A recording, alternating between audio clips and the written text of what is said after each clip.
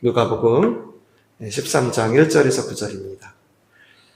제가 한 절, 여러분 한 절 읽고 마지막은 같이 읽겠습니다. 이는 하나님의 말씀입니다. 그때 마침 두어 사람이 와서 빌라도가 어떤 갈릴리 사람들의 피를 그들의 제물에 섞은 일로 예수께 아뢰니 대답하여 이르시되 너희는 이 갈릴리 사람들이 너희같이 해받음으로 다른 모든 갈릴리 사람보다 죄가 더 있는 줄 아냐. 너희에게 이르노니 아니라 너희도 만일 회개하지 아니하면 다 이와 같이 망하리라. 또 실로암에서 막내가 되어서 치워 죽을 분을 18사람이 예루살렘에 거한 다른 모든 사람보다 죄가 더 있는 줄 아느냐. 너희에게 이르노니 아니라 너희도 만일 회개하지 아니하면 다 이와 같이 망하리라. 이에 비유로 말씀하시되 한 사람이 포도원에 무화과 나무를 심은 것이 있더니 와서 그 열매를 구하였으나 얻지 못한지라. 포도원 지기에게 이르되 내가 3년을 와서 이 무화과 나무에서 열매를 구하되 얻지 못하니 찍어버리라. 어찌 땅만 버리게 하겠느냐. 대답하여 이르되 주인이여 금년에도 그대로 주소서. 내가 노력하고 거를 주이니. 같이 읽겠습니다.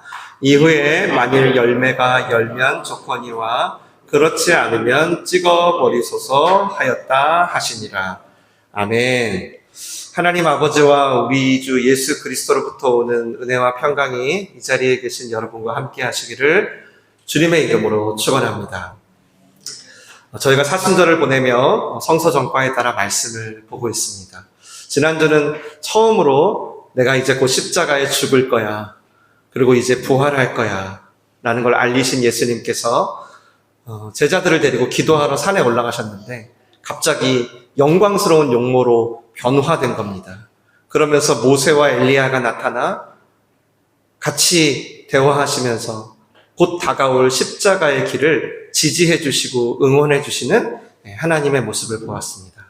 그리고 오늘은 사순절을 통해 저희가 꼭 기억해야 할 중요한 한 가지를 긴장의 알람이라는 제목으로 함께 나누려고 합니다. 우리가 살다 보면 예기치 않은 일들이 꽤 많이 생기죠. 갑자기 건물이 무너지기도 하고, 배가 침몰하기도 하고, 이번 주처럼 예기치 않은 불이부터 온 산과 마을과 집과 사람마저 태우기도 하고, 또 오랜 역사지만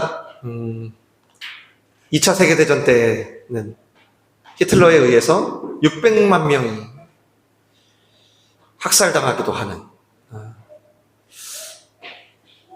저는 예전에 이렇게 무학여고 다니는 같이 기도 모임 하는 누나가 있었어요. 성수대교가 무너질 때 얘기를 들으면서 그 누나가 돌아오지 못함으로 한 1년간을 온 교회가 함께 슬퍼했던 기억도 나고, 또 제가 청년 때는 같이 한강고수부지에서 축구를 하다가 친구가 공을 꺼내지 못해서 바다에 나오지 못한 너무 신실한 친구였는데 그런 생각도 나고, 여러분 우리가 이런 사건들 직면할 때 자꾸 이렇게 고개를 갸웃거리게 되잖아요. 특히 믿음의 사람들이 겪는 사고에 대해서 뭐지? 무슨 뜻이지?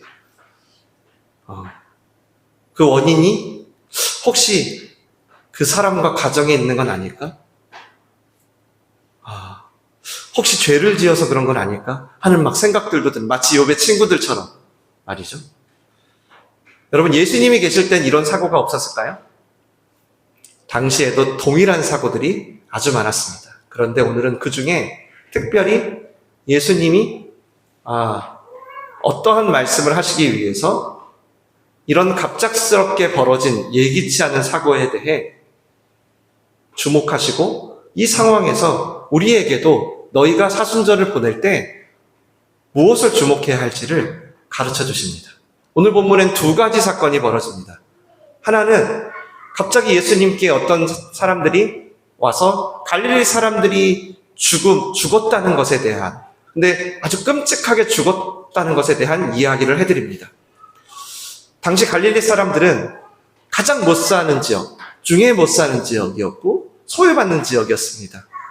나라를 잃었으니 로마 군부로부터 가장 불만이 많았죠. 그러니까 이렇게 심심치 않게 폭동도 일으키려고 하고, 그래서 당시 로마로 파견된 빌라도 총독은 갈릴리 사람들을 좋아하지 않았습니다. 그러다 마침 어떤 절기가 벌어졌나 봐요. 몇몇 갈릴리 사람들이 예루살렘에 절기, 예배를 드리러 온 겁니다. 근데 거기에 빌라도도 오게 된 거예요. 빌라도. 그러다가 빌라도한테 걸린 거죠. 그래서 제사를 드리던 중에 갑자기 죽임을 당합니다. 그리고 그들의 피와 이들이 제물로 드리는 제물의 피를 섞어버리는 참으로 참혹하고 안타까운 일이 벌어진 거죠. 그래서 사람들이 온 거예요, 예수님께. 이 사건에 대해 예수님은 뭐라고 해주시지 않을까? 당연히 궁금했죠. 더군다나 예수님이 갈릴리 출신이잖아요. 그러니까 당연히 우리 편을 들어주시겠구나. 저 빌라도를 엄청 저주해 주시겠구나라고 생각을 한 겁니다. 그래서 예수님, 이게 빌라도의 죄 때문입니까? 아니면 저 피살당한 저희도 그때 다른 데서 같이 예배드리고 있었는데 저 사람들만 죽은 거 보니까 저 사람들은 죄를 많이 진 것 아닙니까? 라고 묻는 거예요. 여기에는 뭐가 있을까요? 저렇게 끔찍하게 당한 걸 보면 분명 저들의 죄가 크다라는 생각이 있겠죠? 그리고 또 근데 지금 나는 살아있잖아요. 나는 안 죽었잖아요. 그러니까 내가 좀 뭔가 낫구나. 나는 심판이 피해간 거 보니까 나는 좀 괜찮구나. 일종의 이런 어떤 비교와 우월감이 있었던 겁니다. 근데 거기에 대해 예수님은 이렇게 답하십니다. 같이 읽겠습니다. 시작. 대답하여 이르시되 너희는 이 갈릴리 사람들이 이같이 해 받음으로 다른 모든 갈릴리 사람보다 죄가 더 있는 줄 아느냐? 너희에게 이르노니 아니라. 너희도 만일 회개하지 아니하면 다 이와 같이 망하리라. 아멘. 예수님은 지금 누구의 죄가 더 크냐는 물음에 전혀 답을 하지 않으시고, 빌라도가 예배드리던 사람들을 끔찍히 학살한 일이, 요즘도 전 세계에 이런 일들이 가끔 나오죠, 뉴스에. 이런 일이 일어났는데도 빌라도나 로마 제국도 비난하지 않으시고, 또한 죽은 사람들의 어떤 죄, 그것에 대한 분석도 전혀 하지 않으시고, 모든 질문의 포커스를 그 사람들이 너희보다 죄가 많아서 죽은 줄 아느냐? 너희도 회개하지 아니하면 다 망할 거다라고 강력하게 회개의 방향으로 바꾸십니다. 상식적으로만 보면 빌라도를 비난해야 마땅하잖아요. 예수님은 빌라도가 아니라 죽은 갈릴리 사람들이 아니라 바로 너 자신의 죄를 돌아보라 라고 하십니다. 너도 그 자리에 있었으면 똑같은 결과가 있었을 건데 너 그 자리에 없었다고 무슨 그런 아니라고 교만한 생각을 하냐는 거죠. 너도 있었으면 불꽃이 너를 살랐을 텐데 지금 그 불꽃이 너한테 튀지 않는다고 어찌 그런 생각을 하냐는 거죠. 다만 너가 그때 그 자리에 없었을 뿐인데. 그리고 이어 예수님은 또 한 가지 사건을 언급하시는데 아마도 이게 굉장히 유명했던 것 같아요. 실로암 망대가 무너져 18명이 예루살렘에서 죽은 일입니다. 아주 정확한 기록이 있는 걸 보면 누구나 다 알만한 일이었는데 예수님은 이 앞전에 이 사람들이 와서 갈릴리 사람들 죽은 얘기를 듣고 이 얘기도 해야겠다 생각하셨나 봅니다. 같이 읽어볼까요? 시작. 또 실로암에서 망대가 무너져 치어 죽은 18사람이 예루살렘에 거한 다른 모든 사람보다 죄가 더 있는 줄 아느냐? 너희에게 이르노니 아니라. 너 만일 회개하지 아니하면 다 이와 같이 망하리라. 아멘. 실로암은 히스기야 때 만들어진 예루살렘 성전 바로 앞에 있는 어떤 인공 연못입니다. 근데 그게 벽으로 둘러싸여 있거든요. 근데 지금 그 벽이 무너진 거죠. 그래서 그 벽에 있는 18명이 죽는 참사가 벌어졌습니다. 이건 인재보다는 아까는 좀 인재에 가깝다는 이건 좀 재해에 가깝죠. 우리 성수대교처럼 혹은 다른 재해들처럼. 그리고 이번에는 갈릴리 사람들이 아니라 나름 수도에 사는 예루살렘 사람이 참상이 된 겁니다. 예. 갈릴리 사람들이 좀 지방이라면, 예. 지방에 산다면 이 예루살렘 사람들은 서울 사람이라고 보면 되겠죠. 예. 그때 사람들은 또 생각합니다. 도대체 나도 그때 근처에 있었는데 그 망대에 깔린 자들 왜 죽었을까? 요즘 같으면 문제의 원인을 파악하기 위해 방송사부터 막 출동을 했겠죠.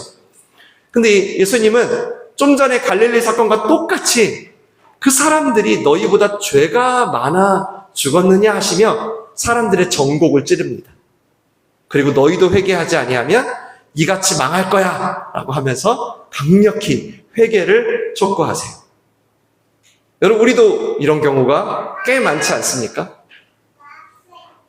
갖가지 참상들 앞에서 꼭 어떤 재해와 큰 사건이 아니더라도 우리 인생의 크고 작은 사건 앞에서 이래서 그런 거야, 저래서 그런 거야 라고 답을 찾으려고 하고, 그러므로 고난 가운데 처한 분들에 대하여 함께 애통하고 아파하기보다는 벌 받을 일을 했으니까 벌을 받은 거지 라며 어떤 상대의 비난과 비극과 슬픔을 판단해버리는, 그리고 반대로 나는 지금 안 당했잖아요. 나는 지금 망대가 무너질 때에 거기 없었잖아. 나는 지금 불탄 것도 하나도 없네. 나는 벌 받은 것도 없으니까 나는 괜찮구나. 나는 저들보다 낫구나. 혹은 내가 의롭구나. 이렇게 생각할 수 있는 거죠. 그래서 여러분, 지금 시대도 종종 이런 얘기가 들리잖아요. 우리 세월호 때 기억나세요? 안산 단원 지역의 사람들이 죄를 많이 지어가지고 그 자녀들이 그렇게 된 거다. 우리 이태원 참사 때도 그 골목에 동성애가 너무 많아가지고 하나님이 심판하신 거다. 심지어 이번에 산불 때도 함께 아파하기보다는 어떻게든 정치와 이익 집단의 이념을 통해서 정죄하고 저주하고, 우리의 이런 모습을 얼마나 잘 아시는지 예수님은 이러한 사건에 대한 우리의 관점을 아예 왜 저런 일이 벌어졌을까? 나는 다행이다. 저 사람이 죄가 많아. 나는 제 사람보다는 좀 괜찮아서 이렇게 사는 건가? 이런 생각을 하는 우리에게, 얘들아,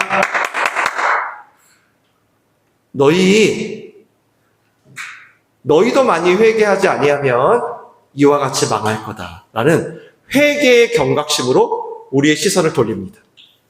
그래서 이 말씀은 당연히 갈릴리 사람이나 예루살렘 사람이 심판받은 거라는 뜻에 서서 하신 말씀이 아닌 거예요.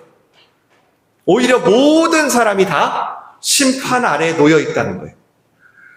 마치 재앙을 만난 사람만 지금 벌을 받은 거고, 아직 아무 일을 안 당한 너는 벌이 피한 거라고 단정하면 큰일 난다는 거예요. 아니, 조금 더 제가 예수님의 심정을 담으면 그건 대단히 위험한 발상이라는 거예요.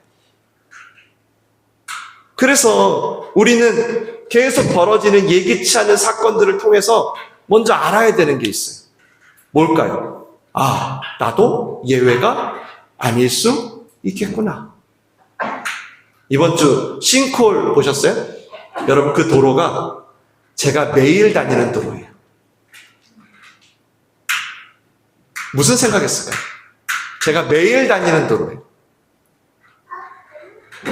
곧 언제든 저에게 닥칠 수 있다. 여러분에게도 닥칠 수 있다.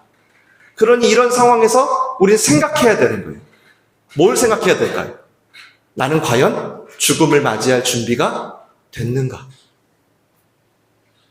그때 얼마나 내가 철저히 회개하고 주 앞에 설 수 있는가? 그래서 예수님은 언제든지 너희도 죽을 수 있는 연약한 존재라는 걸 알아야 된다는 거예요. 그리고 이 회개의 기회가 항상 오는 게 아니라는 거예요. 이런 갈릴리 사건이나 실로암 망대 사건을 너희가 계획한 것도 아니고 원한 것도 아니지만 자꾸 이런 상황이 왜 왔는지 묻지 말고 제발 이런 상황이 올 때마다 회개의 기회로 가지라는 거예요. 이번 주 계속 생각했어요. 생각하지 않을 수가 없었죠. 저는 왜 왜 내가, 나이도 저랑 비슷한데, 왜 내가 그 참사의 대상이 되지 않고, 왜 나는 여전히 살아있을까?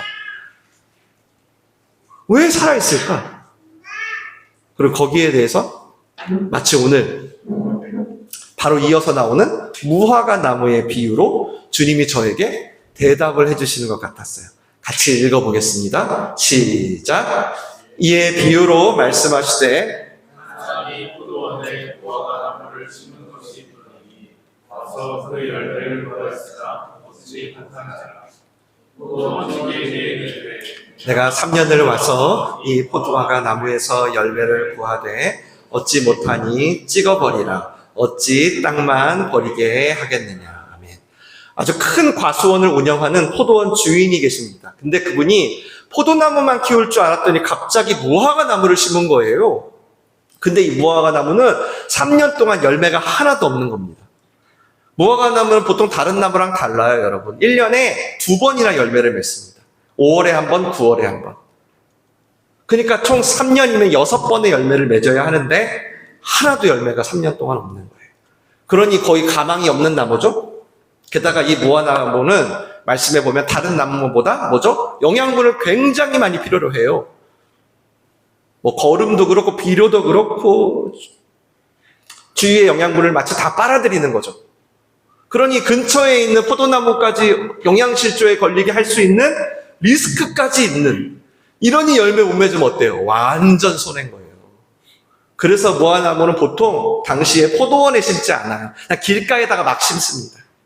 근데 오늘 이 예수님의 비유의 포도원 주인은 어떤 이유인지 이 무화과나무를 친히 포도원에 같이 심습니다. 그 말은 뭐예요? 어떠한 손해를 감수하더라도 이 무화과나무 한번 살려보겠다는 거예요. 특별 관리를 해서라도. 근데 그렇게 포도원 지기에게 이제 지극정성으로 좀 맡아달라 해서 포도원 지기가 열심히 했겠죠. 다 컸어. 근데 세상에 열매가 없는 거예요. 5월에도 없더니 9월에도 와 완전 꽝이네. 내년에도 그 다음에도 그렇게 3년의 기회를 줬는데도 여전히 열매가 없네요. 여러분 이러면 이 나무 어떻게 해야 될까요? 찍어버려야겠죠. 찍어버려야겠죠. 다른 나무를 심어야죠. 그래서 왜? 그래야 주위의 나무도 다 사니까. 결국 그래서 포도원 주인이요 참다 못해가지고 포도원 지기에게 말합니다. 얘야, 너 내가 얼마나 오랫동안 참고 기다렸는지 알지? 근데 얘는 진짜 얘는 가망이 없다. 그냥 찍어버리자. 그래서 땅을 버릴 순 없지 않니? 이렇게 한 거예요. 근데 이때 정말 놀랍게도 포도원 지기가 이 주인의 말을 듣더니 주인에게 제안을 합니다. 8절 말씀 같이 읽습니다. 시작. 대답하여 이르되 주인이여 금년에도 그대로 두소서. 내가 두릅하고 거름을 줄이니 이후에 만일 열매가 열면 좋거니와 그렇지 않으면 찍어버리소서 하였다 하시니라. 아멘. 주인님 1년만 더 기회를 주세요. 제가요 더 열심히 거름도 주고 더 열심히 관리하고 물도 주고 할게요. 그래도 없으면 그때 찍으시죠. 제가 바로 이 대목에서 하나님의 큰 은혜를 받았습니다. 금년에도 그대로 두소서. 이게 마치 그냥 제 귓가에 개인적으로 들려주시는 음성 같았어요. 왜냐하면 제가 참 무화과 나무 같거든요. 손이 많이 가요. 때를 따라 물도 주고 거름도 계속 줘야 되고요. 즉 약간 군대로 치면 뭘까요? 관심병사죠. 이쯤 되면 회개의 열매가 좀 나올 만한데 늘 설교도 하고 가르치기는 잘 하는데 열매는 하나도 없는 거예요. 그러니까 주님 보시기에 사실은 당장 찍어도 할 말이 없는.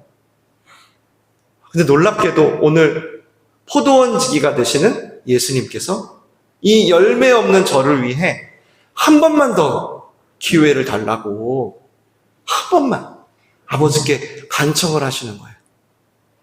금년에도 그대로 좀 두사. 저 이 목사 제가 걸음도 주고 제가 계속 좀 뒷바라지 할 테니까 한번 좀 지켜봐 달라고. 그래서 제가 이렇게 새롭게 기회를 부여받은 자인 거예요. 제가 이렇게 이번 주도 여러분에게 말씀을 전할 수 있는 이유는 저의 공로가 아니라 그 포도원지기의 돌봄 때문에 가능한 거죠. 그리고 이를 통해서 저를 또 한 번 참아주시는 하나님의 오래 참음 때문에 제가 있는 거예요. 그러니까 제가 이 땅에 목숨을 부지하고 있는 상황을 이렇게 예수님이 저한테 비유를 해주신 것 같았어요. 그리고 이 비유는요, 여러분, 그래서 우리가 꼭 기억해야 할 게 있어요. 오늘 설교 제목과도 연관되는데, 이 하나님의 오래 참으심, 이 유예 기간 있잖아요. 이 은혜가 우리에게 긴장을 준다는 겁니다. 어떤 긴장? 이 포도원 주인이 여러분 오래 참는다는 게 영원히 참는다는 말인가요? 그렇지 않아요. 3년간 기회를 줘요. 그리고 예수님의 부탁으로 1년 더 기회가 연장된 거지 오늘 성경에서 뭐라 그 이상은 없어요. 즉 하나님의 오래 참음도 한시적이라는 겁니다. 물론 오래오래 참으시는 거 맞아요. 그런데 분명히 끝이 있다는 것을 기억하라는 말씀인 거예요. 우리를 끝까지 사랑하고 기다려주지만 동시에 예측할 수 없는 개인의 종말이나 하나님의 심판이 이르면 반드시 책임을 묻는다는 겁니다. 그러니까 오늘 말씀은 굉장히 은혜지만 동시에 뭐죠? 그 안에 긴장이 흐르고 있어요.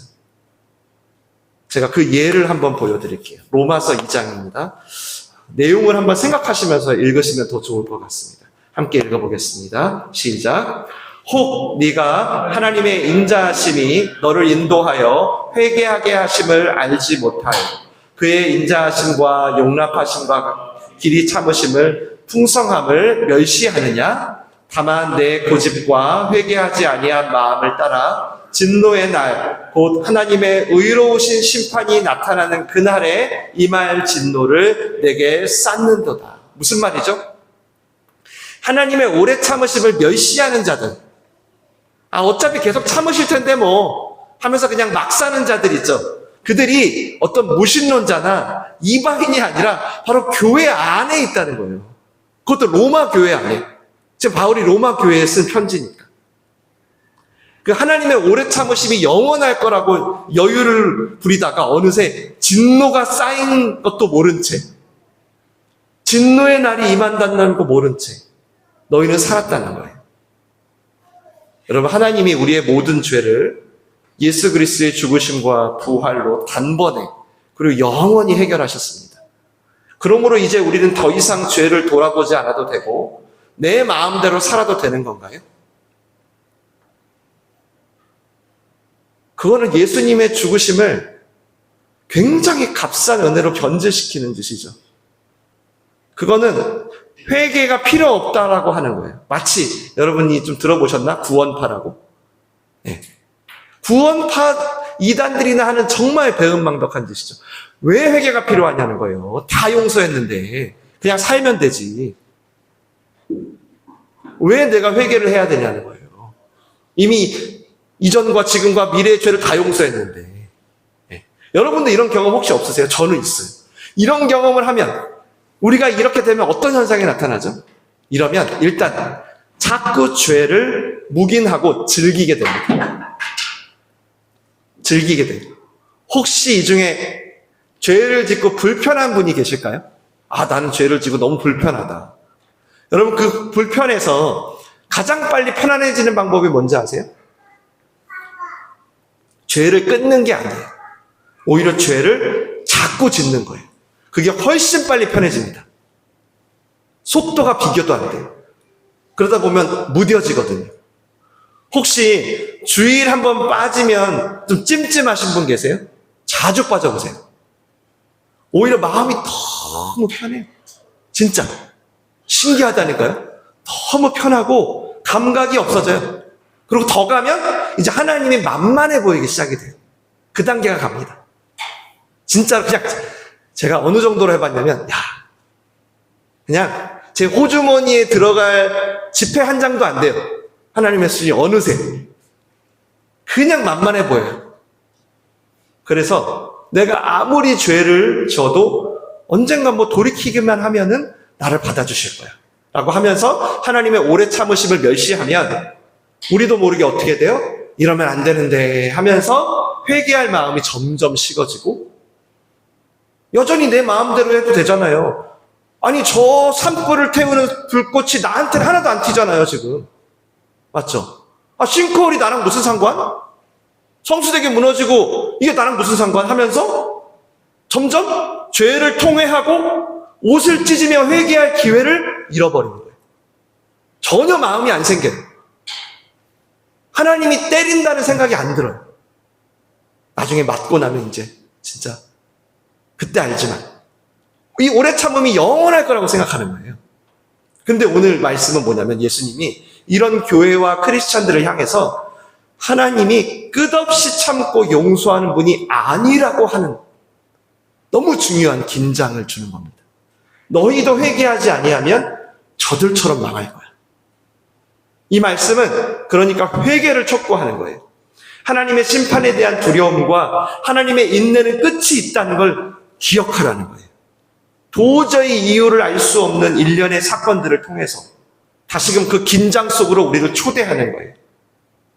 끝없이 인내하며 사랑하시지만 그 인내와 사랑을 함부로 이용해서는 안 될 것 같은 그 긴장 속으로 단순히 이번이 마지막일지 모른다는 그 두려움이 아니라 하나님이 또 참으셨다는 그 은혜로 말미암아 신속히 회개하게 만드는 그 긴장 속으로. 왜? 바로 그 긴장이 우리로 죄를 두려워하게 하거든요. 원수에 넘어져 버린 죄를 참회하게 하거든요. 다시 예수님을 따르게 하는 회개의 열매를 맺게 하거든요. 성경은 그래서 이 회개를 메타노이아라고 합니다. 뜻은 변화와 돌이킴.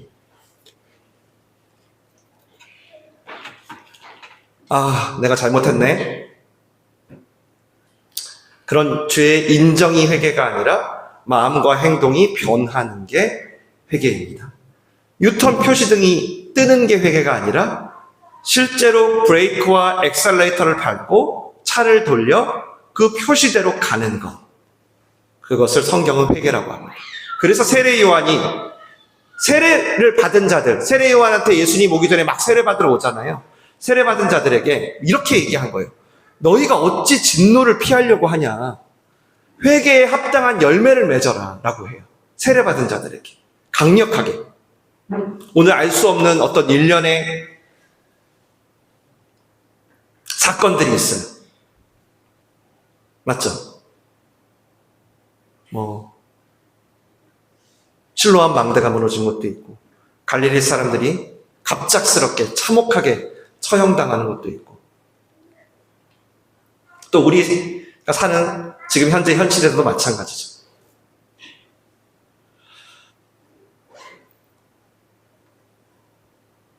메타노이아. 하나님은 그 기회를 주시는 거예요.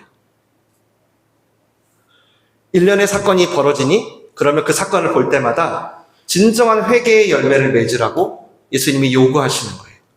그러므로 만약에 여러분이 괜찮아. 기회는 항상 있을 거예요. 나는 아직 아무 일 없잖아.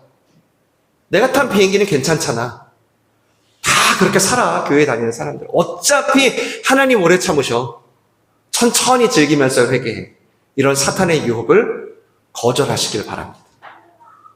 혹 아직은 하나님이 오래 참으신다는 생각에 여러분이 즐기고 계신 죄들이 있으시다면, 그러면서도 하나님 오래 참으니까 계속 방치하고 계신 죄가 있다면 오늘 회개의 기회는 언제나 있는 게 아니라는 이 말씀. 회개의 열매가 없이 계속 포도원에 있을 수 없다는 이 말씀을 꼭 새기시기 바랍니다.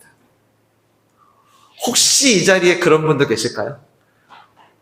너무 저는 회개를 하고 싶은데 하나님이 나를 받아주실지 모르겠어요. 이런 분들 혹시 계십니까? 정말 다시 한번 새롭게 살고 싶은데 너무 멀리 간 것 같아서 정말 나를 받아주실까? 제가 하나님의 얼굴도 쳐다보기가 너무 두려워요. 이런 분들이 정말 계신다면, 계시면 좋겠는데, 걱정하지 마십시오. 지금도 기다리고 계십니다. 즉, 오늘 말씀은 이런 긴장 중에 있는 거예요. 여전히 죄를 즐기면서도 돌이킬 마음 전혀 없이, 심지어 이런 알 수 없는 사건들이 계속 내 삶에 가까이 오매도 불구하고 여전히 나는 괜찮다면, 죄를 돌아보지 않는다면, 또 그렇게 하나님 오래 참으시니까 아무렇게나 막 살아도 절대 나를 버릴 수 없을걸? 내가 이것보다 더 막 살아볼까? 그래도 나 못 버릴걸? 이라고 생각하고 있다면 그분은 오늘 말씀에 따르면 어느새 이 긴장을 놓쳐버리신 겁니다. 그러니 꼭 기억하세요. 하나님은 물론 3년 동안 회개의 열매가 없어도 또 기회를 주기 원하세요.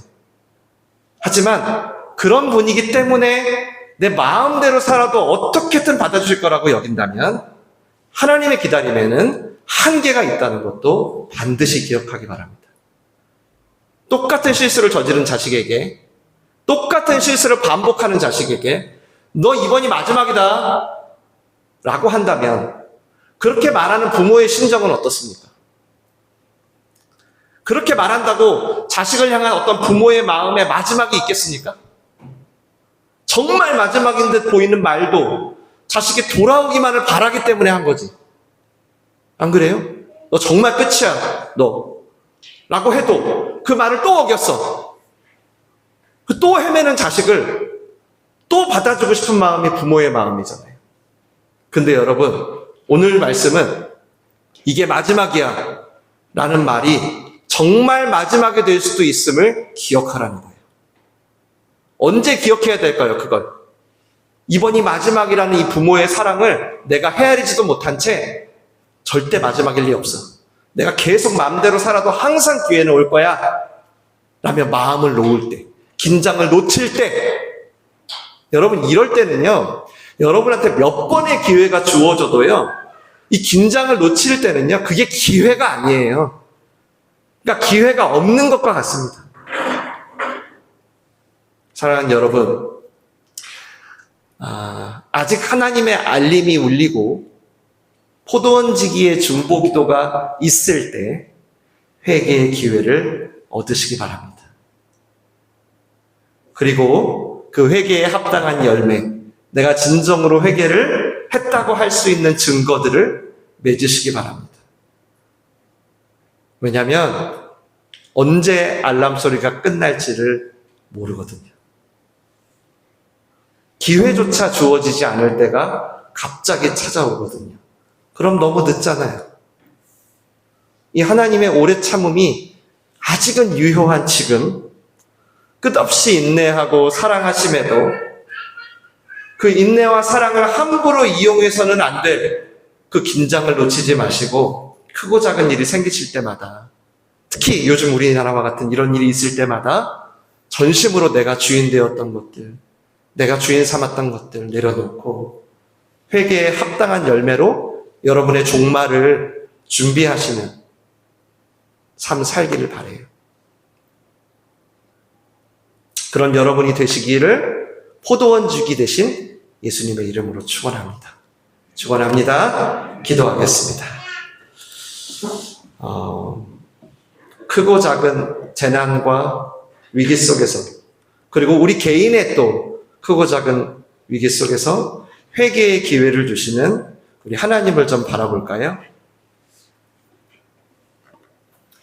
하나밖에 없는 독생자를 주셔서 우리를 구원하신 하나님의 오래 참으심, 여전히 막 알람을 울려대시는 그 성령의 인도하심을 좀 바라볼까요? 여러분, 회개의 기회는 생각보다 짧습니다. 정말이에요. 여러분이 어떻게 될 거라고 장담을 못하겠습니다. 제가 다음 주에는 설교할 수 있을지. 그 두려움과 떨림, 그 긴장이 있어야 우리는 회개를 시작할 수 있습니다. 여러분, 진짜 회개해야 합니다. 흉내 내시지 마시고. 그렇게 남은 나의 인생이 며칠일지 몇 년일지 모르지만 회개의 열매를 맺으며 남은 인생을 살아가기로 결단하면서 이 시간 잠시 함께 기도하겠습니다. 살아계신 하나님 아버지